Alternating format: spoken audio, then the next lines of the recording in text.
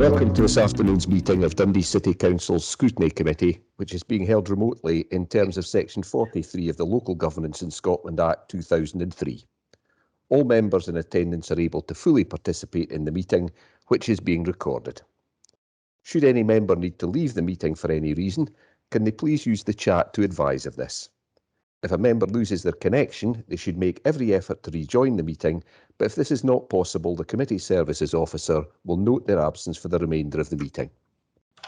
If you have to leave the meeting due to a declaration of interest, you must remain out of the meeting until invited back in. Would all members please mute their microphones when not speaking to avoid background noise and turn off any smart speakers. Please start the meeting with your camera on. Your face will appear on the screen when you are speaking. If your connection is poor, you may wish to turn off your camera and see if this improves matters. If this doesn't help, you may wish to quickly leave the meeting and rejoin. If you wish to raise a point of order, ask a question, speak on any item or move a motion or amendment, please use the chat when the relevant item is called. The convener will then invite you to speak. Would members of the press and public please not post messages in the chat?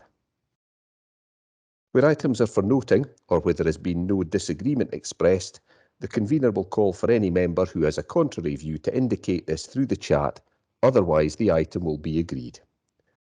Please would members not use the chat for any other purposes, as those joining the meeting by telephone cannot see the chat and therefore will not be able to follow the debate. Although we are operating in a different way, this is still a formal meeting of the committee and the required standards of behaviour and discussions are the same as in a face-to-face meeting. Standing orders will apply to the proceedings and the terms of the Councillors' Code of Conduct will also apply in the normal way. Does any member have any queries regarding this procedure?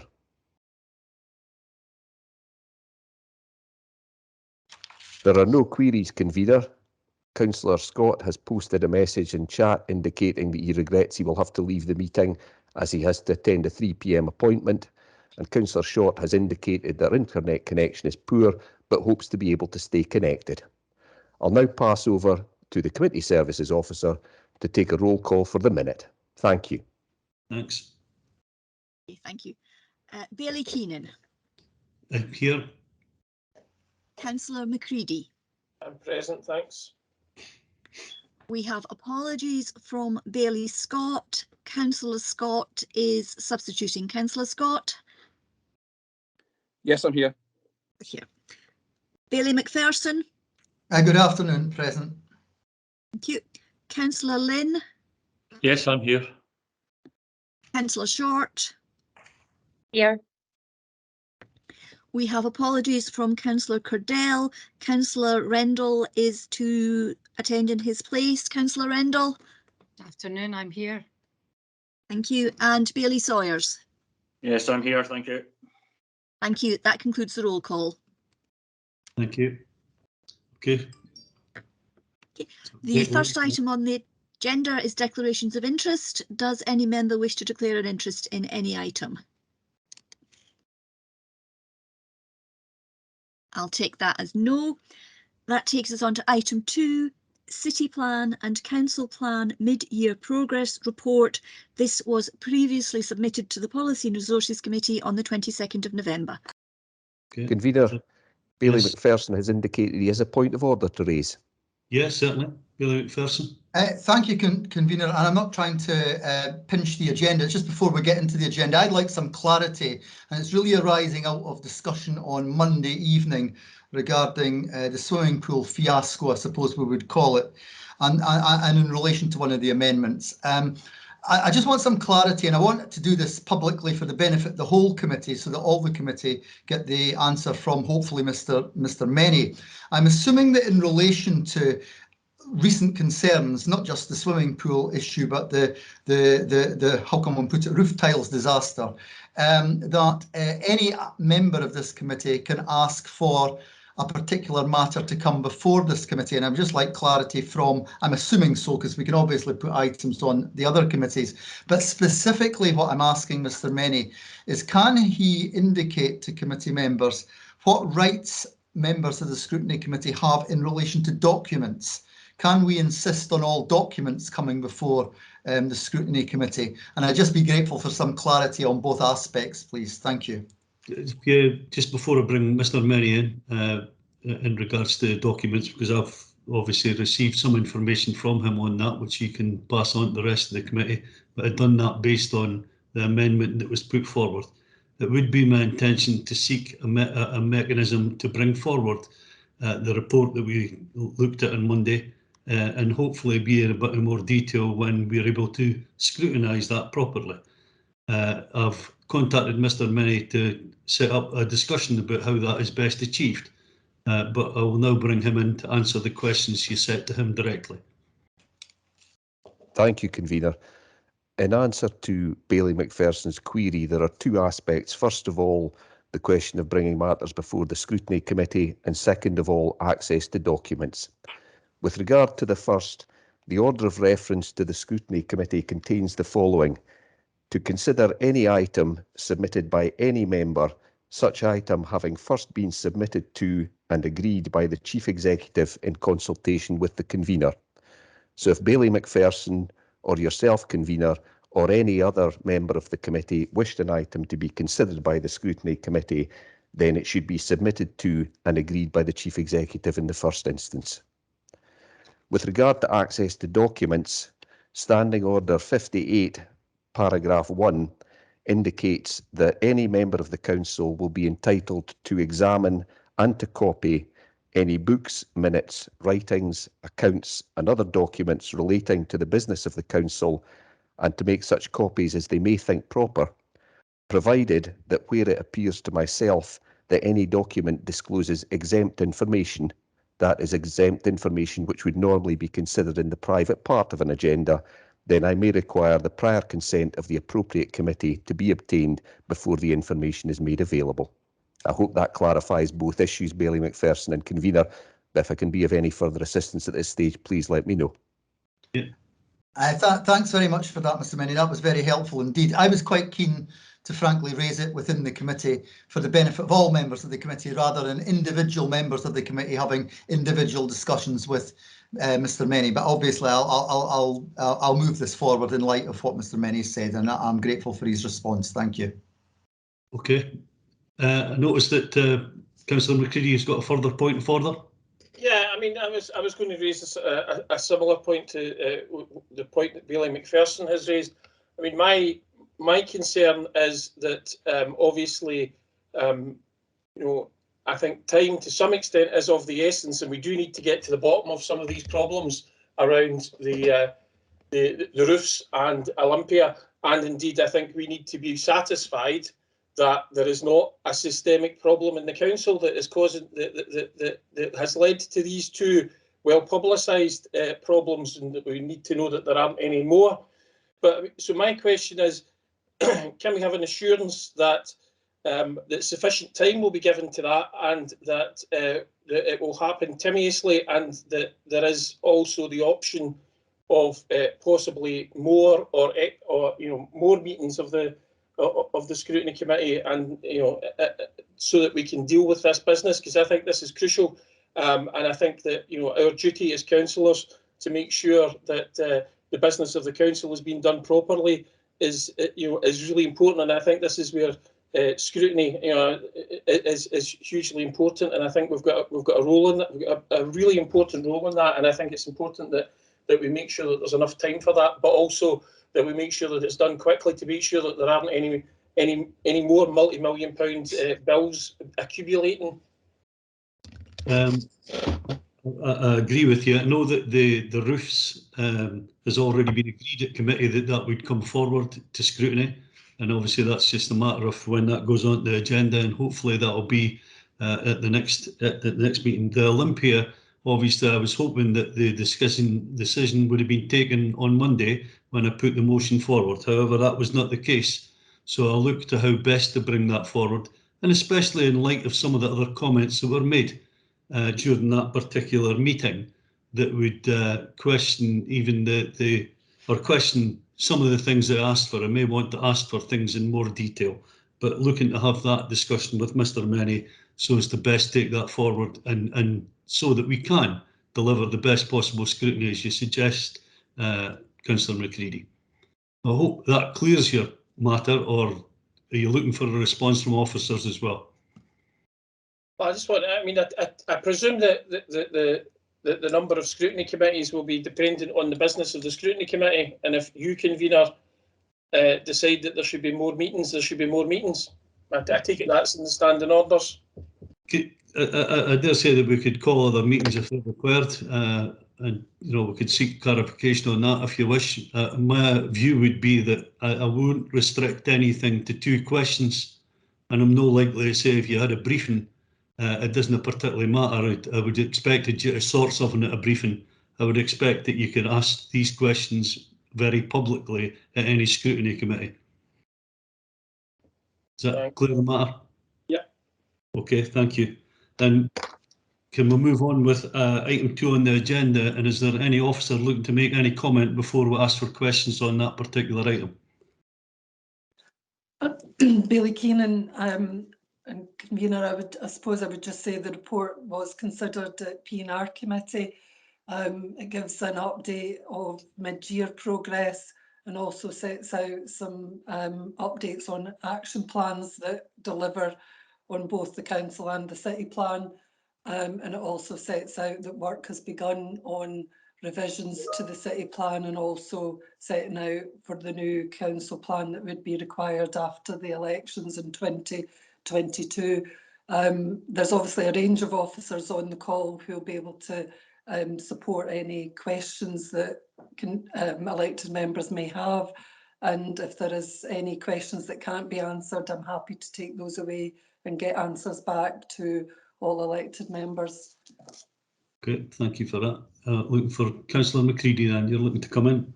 Yeah, I've got a couple of questions, if that's okay, convener. Sure. My first one is on page 3, paragraph 5.1, particularly the first point about average tariff scores of school leavers in SIMD 1, which are, I think, below the target. I mean, obviously, we're very aware that these young people have a very, having a very difficult start in life, given their place in the socio-economic hierarchy of society. And obviously, I know the council's committed to doing everything that we can to improve this. So I wonder what has been done to improve this, and whether officers are able to say what impact there might be on this of the Scottish Government's cutting the Dundee's attainment challenge funding. At the Scottish Parliament's Education Committee last week, Jennifer King from the council said that there will be challenging decisions to be made. So, I mean, I wonder what these are likely to be, and how on earth cutting this attainment challenge fund can help close the attainment gap. And also want a guarantee that I know that probably few of these people will have been on permanent posts, but can we have a guarantee that that cuts will not have an impact on the number of people employed trying to close the attainment gap in Dundee schools? Officer prepared to give an answer on that? I'm happy to come in there, Bailey Keenan. I apologise, my camera is not on. I'm struggling with internet connection. Are you hearing me okay? We recognise your voice. Yeah, sorry about that. Just to say, in answer to Councillor McCready's question, we're currently looking at the implications of the reductions that will come into the Scottish Attainment Challenge funding. And there's no question that this will have an impact. It is over a 4-year period, but at the moment, the announcement has just been recently made. We're looking to bring a report to committee early in the 2022 that sets out some of the actions that will be taken. But you can be assured that we'll be looking to mitigate any issues that might arise for that in terms of support for our young people. I would point out that PEF will continue, and PEF is promoted to those who have issues in terms of affluence, and that will continue. So there'll be support through the PEF grant, but I wouldn't minimise the challenges that the reduction in the Scottish Attainment Challenge funding will bring. But as I say, we'll be working closely over the next few weeks to bring forward plans that we'll present to council early in 2022. That's very helpful. Can I suggest that, I'm not opposed obviously, to the Attainment Challenge Fund being given more widely across the country. I do think that it doesn't make any sense for it to be cut in councils that were decided upon because of their socio-economic status. So I mean, I think that's some kind of. I know Mr. Clancy, I'm sure he will be leaving. This will be a parting gift to councillors. You know, can I suggest that when writing that report, that it also considers including calling on the Scottish Government not to implement this cut to Dundee's funding, because I think it will have a detrimental impact on the city. I mean, just to say there that the discussions that officers have had leading up to these decisions that were made certainly made it very clear that Dundee was wishing to retain and maximise the funding that was coming from the Scottish Attainment Challenge. But obviously this is a decision that's been made at a national level, and I think we had a very clear position in terms of our own view of how the funding should be distributed. But as the report comes to committee, I think it would be appropriate if councillors felt that they wish to raise this when the report is brought, that could potentially be added in as an amendment. But we will consider at this stage as officers just how best to shape the report, as I say, over the next few weeks. Thanks very much. I'm sure we will do that. I've got a question on another item, convener, as well, but I see Bailey Sawyers might want to comment. Well, Bailey Sawyers, it's yours in relation to that particular attainment challenge. Yes, it is. Thank you, convener. Could I just point out to the committee and to Councillor McCready, this wasn't, as he's trying to paint, a decision of the Scottish Government. This was a joint agreement between the Scottish Government and COSLA. And at the COSLA leaders meeting recently, where this item was discussed, there was only one council leader who voted against this change. And just for your information, that council leader was Councillor Alexander. So I think that needs to be acknowledged. Thank you, convener. Very happy to acknowledge that and look forward to Councillor Alexander leading the charge to make sure this funding is kept for Dundee. That's good news. Can I go on to my other question, convener? I know we've talked about this often in these in various committees, but on 6.3, it does talk about the rollout of the parking scheme to residents in areas close to the city centre. In the first bullet point, I know I've asked this a million times, but why is the parking scheme for residents in areas close to the city centre not being completed? And when officers are answering this, please don't tell me it's to do with the pandemic, because the policy was passed in March 2018. So there were 2 years to deliver the policy before the pandemic hit. And I would also point out it certainly hasn't taken me 3 years to implement car parking charges in the West End. So, you know, if there's a will to do things, it can be done. There was a will expressed from the council, and there seems to have been feet being dragged all over the place. I know there's been progress recently, but I just think this is really not good enough. Okay, some officer prepared to answer that. Yeah, happy to do so, Chair. The answer I would give is the same as the answer that we have given to members previously. The consultation has now restarted. We are receiving feedback from community organisations that will help shape up a report which will be brought to committee in the new year, and the proposals will then be formalised if there is support from elected members and taken out for more formal consultation thereafter. Can I follow that? I thank Mr. Presswood for that, and I fully expected that response. Can I follow up either to Mr. Mennie or to the Chief Executive and say that, you know, often we get, you know, and as we saw this on Monday night, we were told not to constrain officers by putting a timescale on something. I would suggest that a policy that's now nearly 4 years old and hasn't been implemented suggests that we really should be thinking about putting timescales on delivery for things, and that maybe listening less to being told about how it would stop officers from getting on with things if we put a timescale on it. So I wonder if either Mr. Mennie or Mr. Colgan have got a view on that. I can understand your frustration, so I wonder if Mr. Colgan would like to make a comment. Thanks, convener, and thanks, Councillor McCready. I think Mr Presswood's outlined the action that's currently being taken now to address and to consult on the parking charges. And when papers come through to committee, I think there is an opportunity, should elected members wish to amend papers and put timescales on that these can be considered by the appropriate committee with the views of officers being expressed regarding the volume of work and resources required to complete these. Thank you. Thanks. I should bear it in mind. Thank you. I'll move on to then Councillor Scott. Yeah, thank you very much, Convener. Just on paragraph 6.3, looking at Broughty Ferry Community Library Extension, I see this is 40% down the road. Now, I realise that obviously this isn't a priority for the council. We don't have a lot of money anyway, but I have had constituents ask me about it. So can maybe somebody give me an update about what 40% actually means, and is there still plans to actually get this extension up and running at some point? Anyone able to give an answer to Councillor Scott?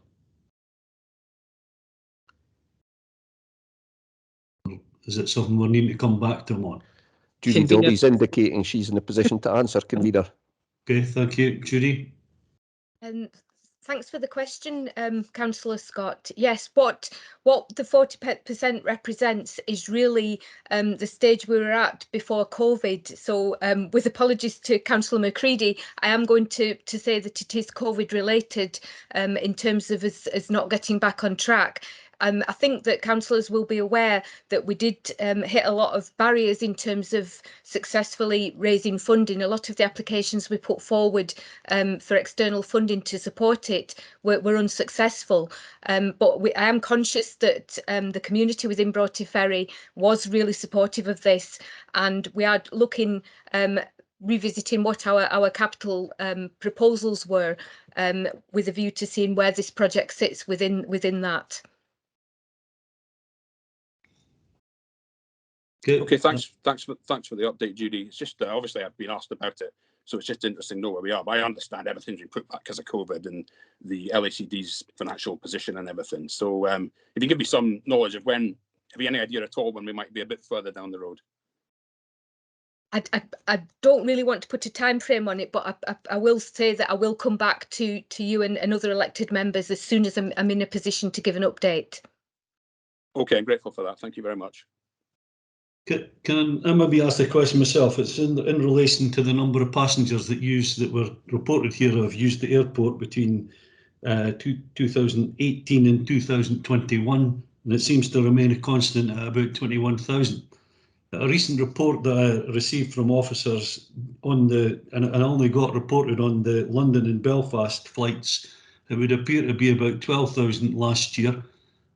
Is that miles down from where we would expect it to be? Or is the target likely to remain at 50,000? And when do we think we would get to 50,000, given the enormous subsidies that go in the direction of the airport? I think we've got to look at, how best we're using the public purse, especially in a climate change environment that we're in. Is air flights the best way to do that, or would we be better subsidising bus services? Chair, thanks. Happy to come in on that point. In terms of the target, yes, we anticipate that amending that target in the new council plan and city plan would be appropriate post-pandemic. The interruption in flights obviously impacted heavily on both the development of the London City service and the Belfast service, but we are now seeing encouraging signs of growth in passenger numbers. We've clearly agreed a stretch target with the operator in conjunction with Scottish Government to ensure that there is growth within users at the airport. In terms of the environmental issues, I certainly accept the point that Bailey Keenan raises. I would highlight that the new aircraft which have been put on the route are substantially more efficient and therefore reducing the carbon footprint. I think the other point we need to recognise that if Dundonians don't have the opportunity to travel from Dundee Airport, the vast majority of them will travel by car to Edinburgh Airport, and I suspect that the carbon emissions from that journey would be equivalent or perhaps even larger than the emissions from the Dundee-London flight. Yeah, I suppose that the real thing is about the numbers. What do we think they're going to be revised to? And I take it it's not going to be like anything like the 50,000. And is the London Belfast the majority of the volume of traffic, given the figures that I have, which would suggest 12,000? The London Belfast flight is unsubsidised and is provided effectively on the back of the London City operation. Given that the Belfast flight had only been, I think, introduced very shortly before the pandemic, there are no meaningful figures about that route, but we will come back to Bailey Keenan as soon as we have some meaningful data, now that both services have been restored. Okay, thank you. Doesn't appear to be any other questions on that. Is this report okay? We're agreed? Okay, Great. thank you. We'll move on then, Tracy. Okay, so the next item on the agenda is the biannual report on complaints, which is for noting. Does any officer want to make a comment, or we're just going straight to questions? Convener, if I could just do a quick introduction, if that would be okay. Yeah, that'd be fine. So this is the half-yearly report on complaints, obviously given the position for 6 months of 21-22. You'll note that there is an increase in complaints over the first 6 months of this year compared to previous year, and that would probably be expected due to services standing back up compared to during the pandemic, and that's been seen across most local authorities in Scotland. What I would point out is that we're happy to see that our percentage completion rates have improved since last year. So both for first stage and second stage, we're seeing improvement, and we'll continue to drive improvement forward. We're obviously showing evidence that we're listening to what people are saying during that complaint process, and we're spending quite a lot of time really digging down to understand what people's complaints are, what went wrong, how we can fix that and improve where there's continuous complaints. The satisfaction survey has changed slightly, but that should allow us to have better benchmarking with other councils going forward. And as usual, we set out our compliments, and you'll see that the public really appreciate a lot of the hard work that goes on across all services. Finally, this report includes the Ombudsman's feedback, and there was one complaint concerning a child protection case that was upheld, and we can provide further information on that. That complaint was looked at in detail. All the recommendations were accepted and are being implemented, and the head of service for that area is on the call should you want to have a look at that. I'm happy to take any questions, and if there's any further detail that needs to come back, then I would provide that as well. Thank you. Okay, thanks for that. I'll go right to questions then. It'll be Billy McPherson. Thanks indeed, Convener, and thanks to Andrea for that introduction. I would agree there's a lot of positive information in this report, and grateful for that. I have two questions. The first one's in relation to what's on page 17, and sorry of the substantive page numbers, and it's the table at the bottom about complaints by nature. The percentage of complaints that are as a result of a delay in responding to inquiries and requests has jumped a fair bit to the highest it's been in the over the past 5 years. And I was just really wondering, is this all around frankly the challenging situation in relation to the provision of services because of COVID, with people working from home?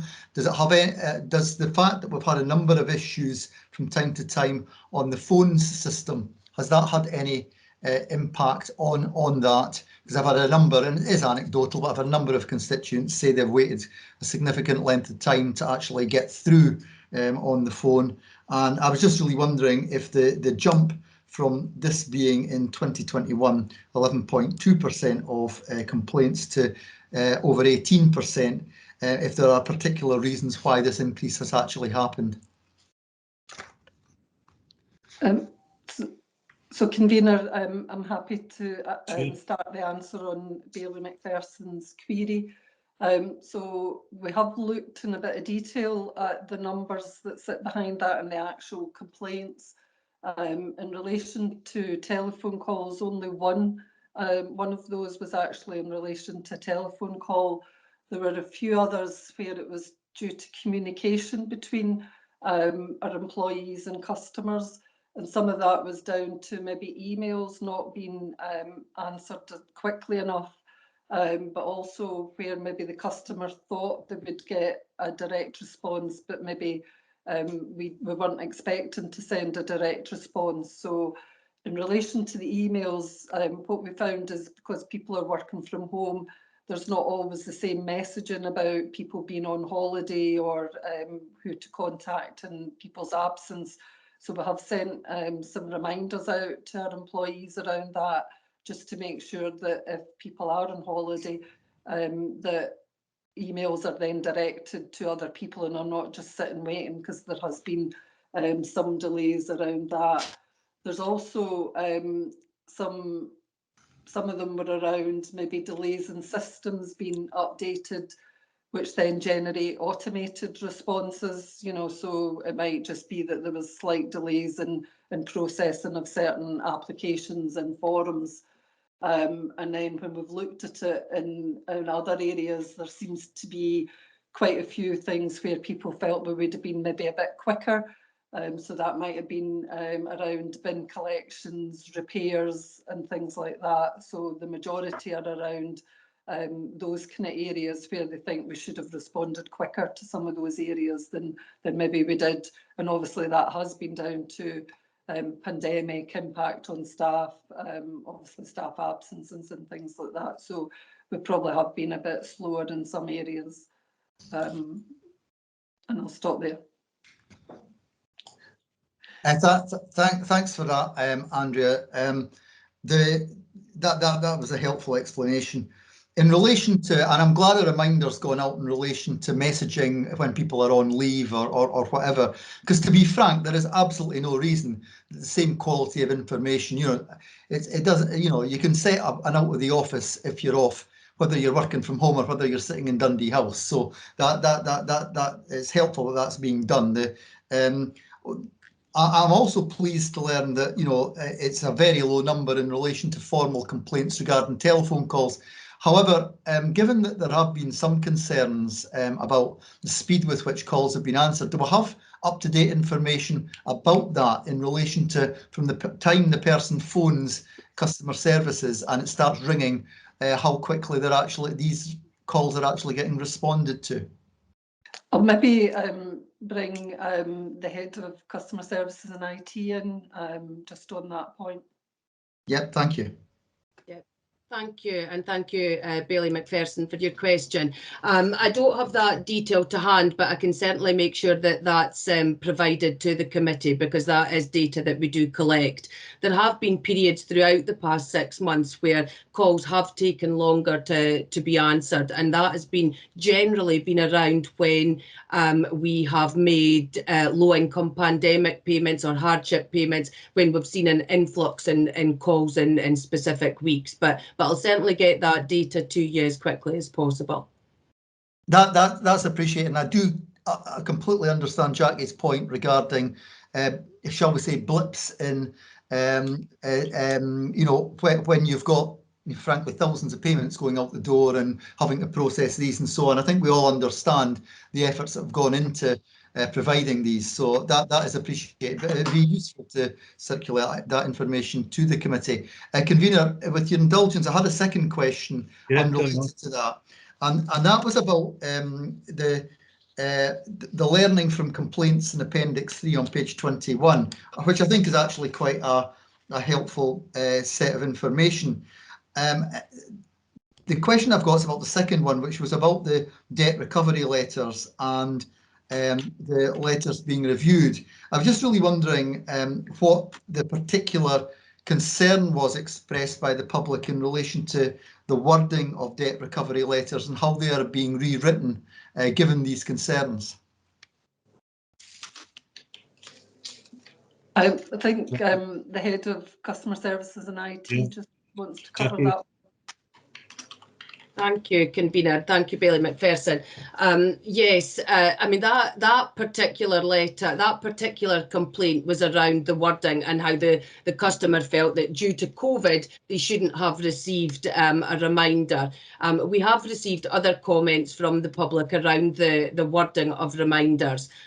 So we have actually reviewed this as a service, and as you'll be aware, a lot of the information that's in the reminders is statutory information, so we have to have that included. But what we have done is probably, I'm going to say, made the wording a little bit softer, but we've just tried to nudge people more to make contact with the council to advise them that their payment may be late. We know that a lot of people don't actually pay on or before the 1st, but will pay within that first sort of 10 to 14 days of their council tax being due. So we've tried to reword the letter to try and encourage those who are unable to pay or need additional support from the council to make contact with us, rather than just advising them that their payment is late and it hasn't been received. So hopefully that answers your question. It does indeed, Jackie. I'm grateful for that. Thank you. Okay, thank you. Councillor Rendell. Thanks, convener. Yeah, I've maybe missed this in the report, but how many sort of calls do we get as kind of a percentage of complaints compared to the amount of calls we get a year, kind of thing? It's maybe in the report, but I just had time to scan read it. So as a percentage, you know, how do we do on complaints? And is there any benchmarks with other councils? So in relation to, I suppose, complaints cover not just calls, and we don't particularly break it down into whether the complaint is a call or is it to do with something else. So what we would say is that we've got, I think when we did a calculation, we were saying that we've got tens of millions of transactions every year with our council taxpayers and citizens. And the proportion of complaints has been sitting around that 400 to 600, so it's 0.0% of complaints that come in. So it's a very, very low level, and we fare favourably with other local authorities. So we do some benchmarking on that. So I can get a bit more exact details for you on that. And maybe give you a bit more on the benchmarking, because I don't think we've kind of gone into that in as much detail. Yeah, I just thought it'd be quite useful to see how we do compare to other local authorities. And also, just one further question, if I may, convener. It was just to check on, you know, the graphs that are there, the charts, and they show the charts from 2017, the data from 2017-18 up till now. When did we start collecting complaint data before that? You know, have we always done it?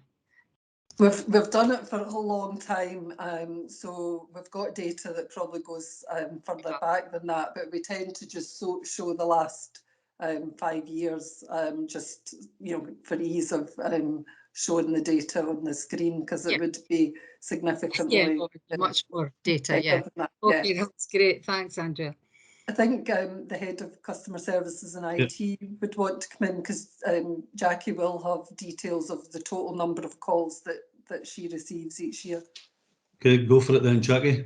Yeah, thank you. So yeah, just to say, on average, customer service answer around 23,000 calls a month. So one corporate complaint about call wait times around 23,000 calls a month is generally what comes through to customer services directly. No, that's good. Thanks very much. Thank you.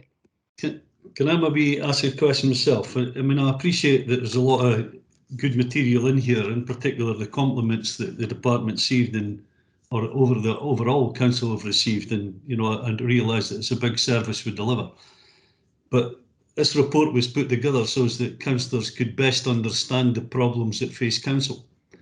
And we've had a roof issue that I'm led to believe there was a customer complaint that led to the investigation.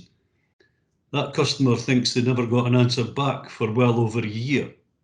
So how, by looking at this report, do I recognise that there is that level of complaint made about the standard of workmanship on a roof?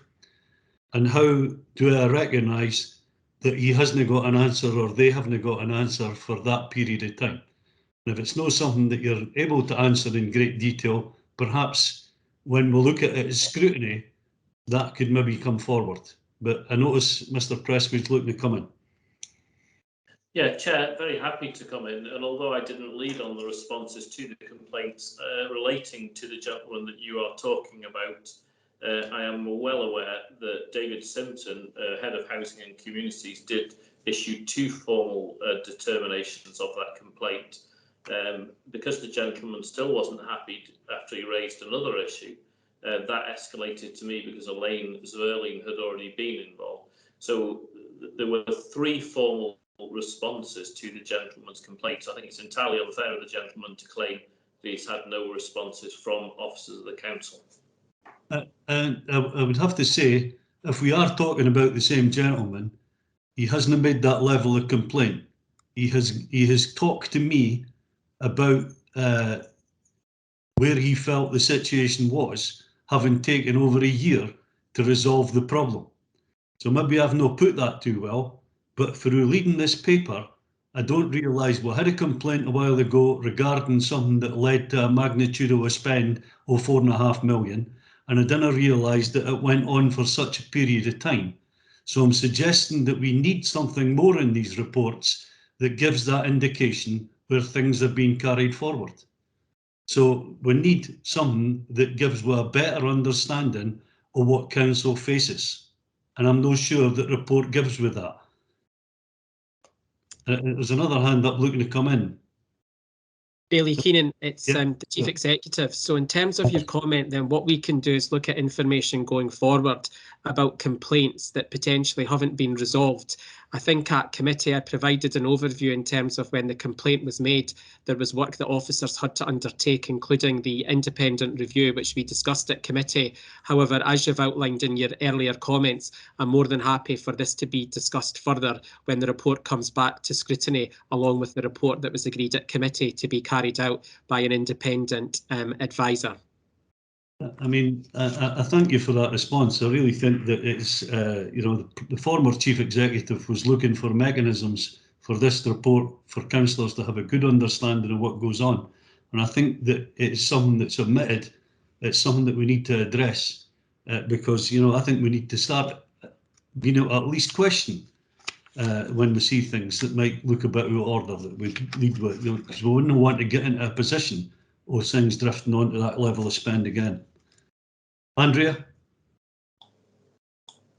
Yeah, I think, you know, what we do set out is the number of complaints that are dealt with in the specific time frame. So you can see that some do go on longer. There are some complaints that are quite complex, so do take a bit more time to be dealt with.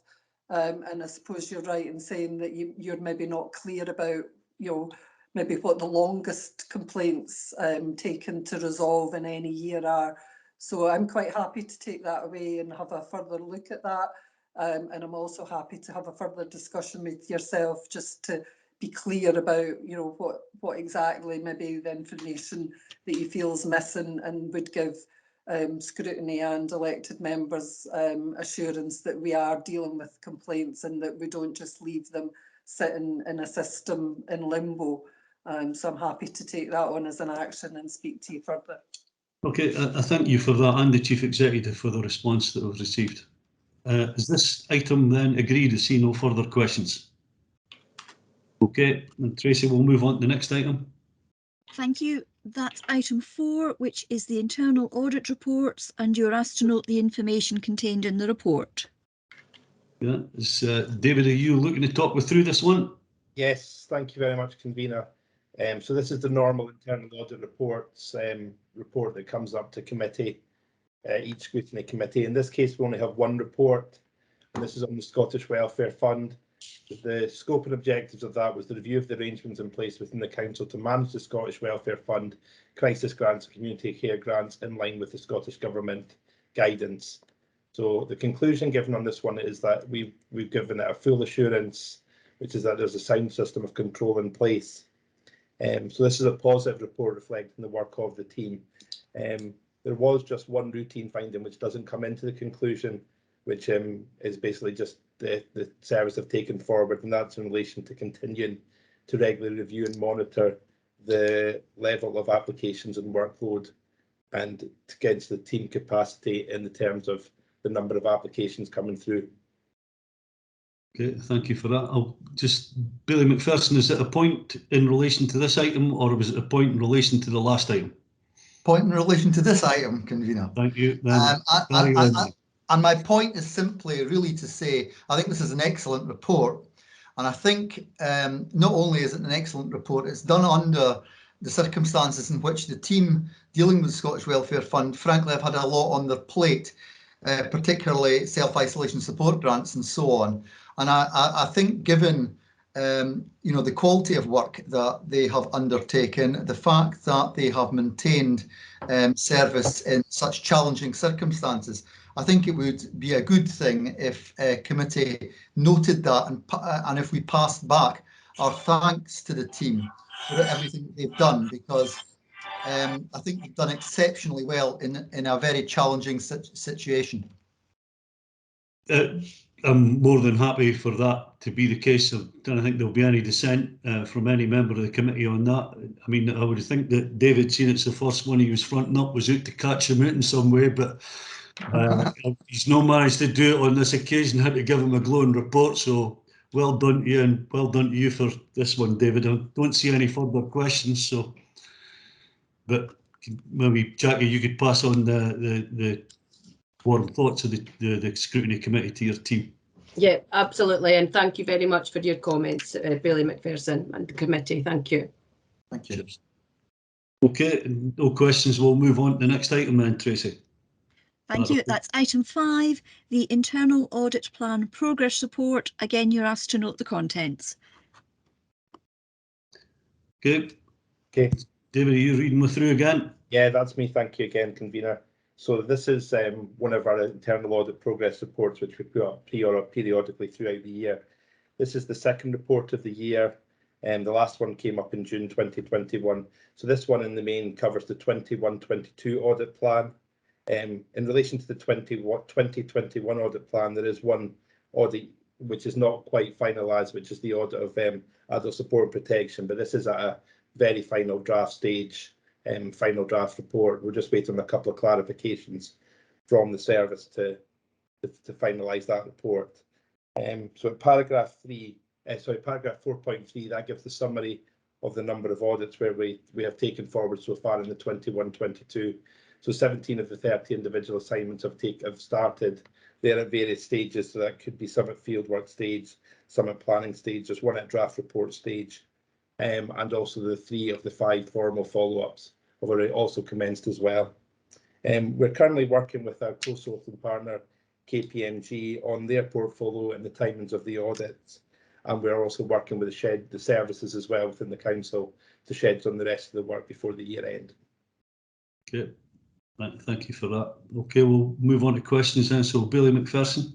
Thanks, Convener, and thanks to David for that introduction. My question's really around 3 items that are in the 21-22 internal audit plan, and just really to get some indication as to what the likely timescale is, because I think they're quite important. And they're all mentioned on page 43, which is COVID-19 recovery, workforce management, which quite clearly, obviously COVID has had a bearing on, and business continuity planning. And I'm just really wondering, obviously we're well into the 21-22 financial year, we're coming towards its end, and I was just really wondering what the likely timescales are in relation to these 3 governance reviews. Okay, happy to come in on that one, Convener. Billy McPherson, in relation to the COVID-19 recovery, you'll recall that there was actually a report done at the tail end of last year, which was reported in June on the arrangements in the sort of from the basically March 2020 through. So that this bit of work will be sort of a further review of that. So the likelihood is that will probably be to the tail end of the year, with the view to reporting in June again, similar to what we did this year.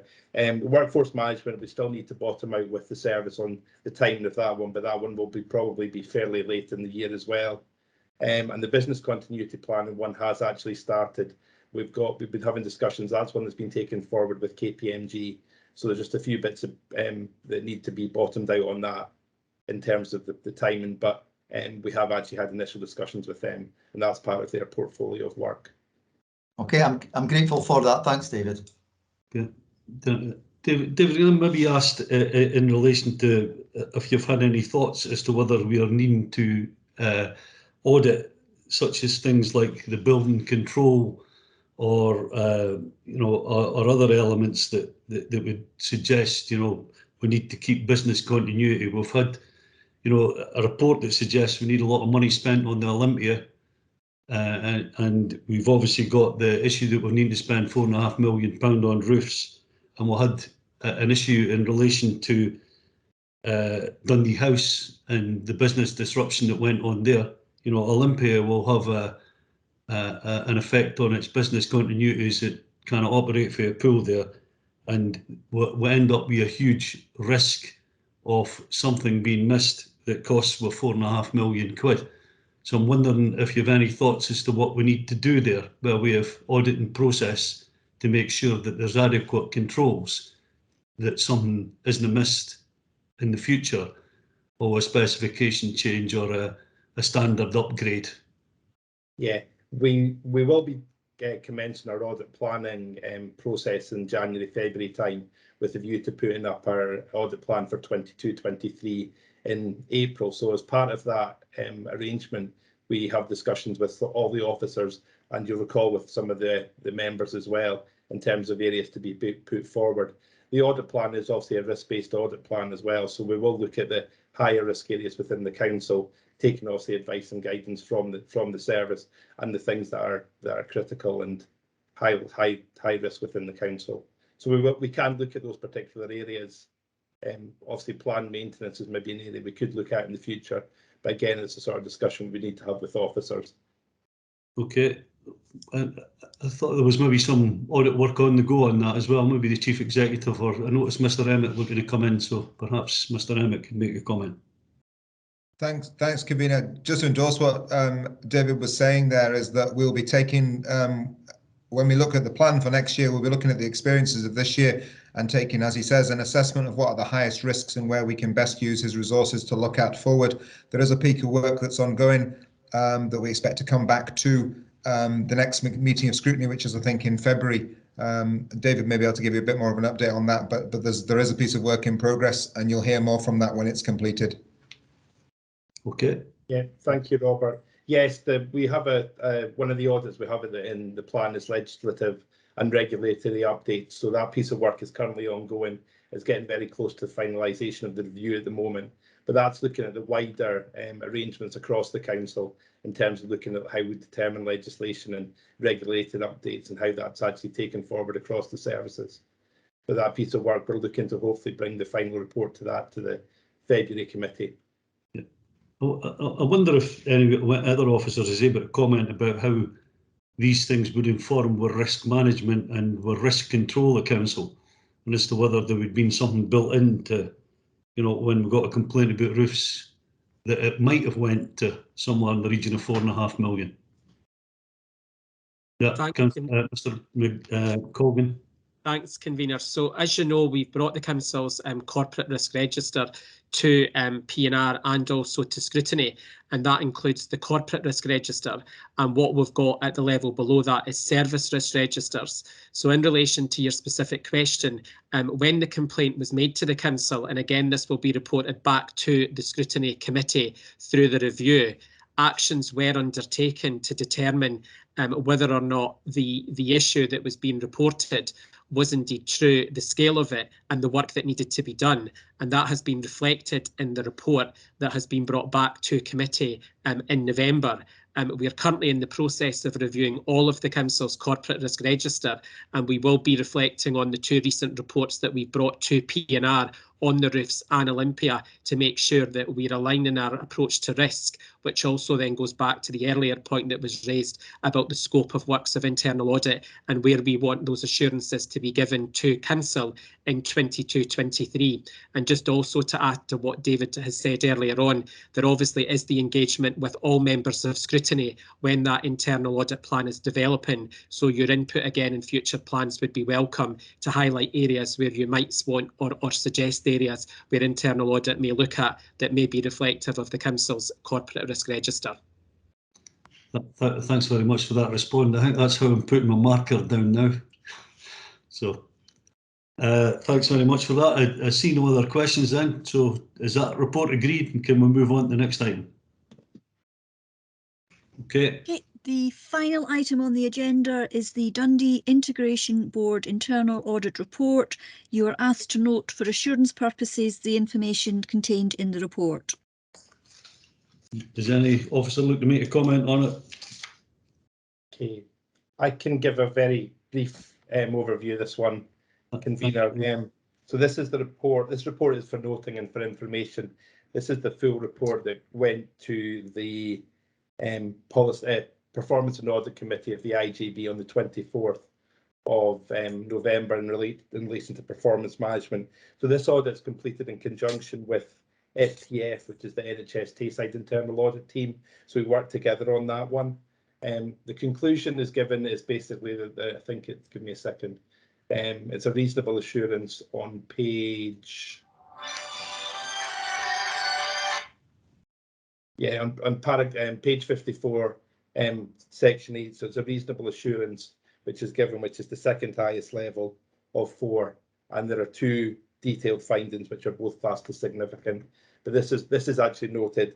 The findings in finding 1 is mainly related to performance and the need to link it to risk. So there's 4 or 5 different areas around that which basically have been discussed, including taking forward the finance and performance group again needs to be reconstituted, and monitoring the work of the integrated strategic planning group in terms of the strategic commissioning plan, and a formal process for developing deep dive reports, which is something that they do within the service.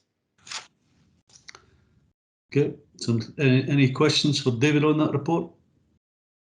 Okay, that looks to be the business there. Okay. Thank you, David, and thanks to everyone for their attendance. And we'll see you the next time. Okay, thank you. Bye. Afternoon. Thank you. Thank you.